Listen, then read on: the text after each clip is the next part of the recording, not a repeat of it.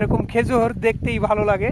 সম্পূর্ণ সব কাঁচা খেজুর, এখনো পাকেনি, আর কিছুদিন পরেই হয়তো পাকবে খেজুরগুলা। দেখুন এত খেজুর। আসসালামু আলাইকুম গাইজ, সবাইকে অনেক অনেক শুভেচ্ছা। তো গাইজ দেখতে পাচ্ছেন আজকেও একটি বড় খেজুর বাগানে আসছি। এই খেজুর বাগানটির গাছগুলো বেশ বড় বড় দেখতে পাচ্ছেন, সব গাছ অনেক পুরনো গাছ।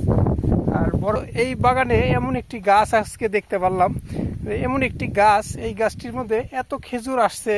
আর কি ধরনের গাছ আপনাদের একটু দেখাই, না দেখালে আপনারা বুঝবেন না যে এই গাছটির মধ্যে আল্লাহর কেমন নিয়ামত, আল্লাহ কিসের মধ্যে এত নিয়ামত দিয়েছে দেখুন।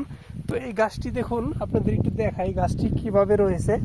দেখতে পাচ্ছেন গাছটি সম্পূর্ণ হেলে পড়ে গিয়েছে, এর সব কিছুই উপরে দেখতে পাচ্ছেন, শুধু এই জায়গাটুক মাটির নিচে আছে।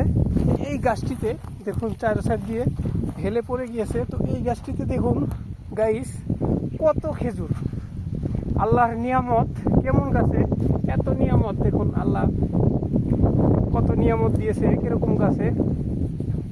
এই বেকা গাছটি পড়ে গিয়েছে গাইস, আপনাদের দেখালাম।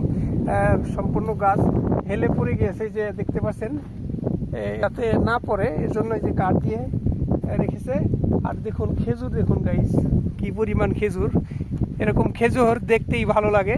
সম্পূর্ণ সব কাঁচা খেজুর, এখনো পাকেনি, আর কিছুদিন পরেই হয়তো পাকবে খেজুরগুলা। দেখুন এত খেজুর, শুধু অল্প একটু জায়গা মাটির মধ্যে রয়েছে। আর খেজুর কি পরিমাণ, দেখুন খেজুর।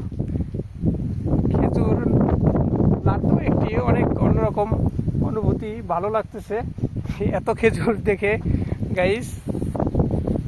আর এই খেজুর মূলত এখানে দেখতে পাচ্ছেন আশেপাশে ঘাস চাষ করা হয়েছে। এখানে এই খেজুর বাগানের মালিক ছাগল পালন করে। তো এই খেজুরগুলো মূলত ছাগলকেই খাওয়ানো হবে, মানুষ খুব কমই খায়।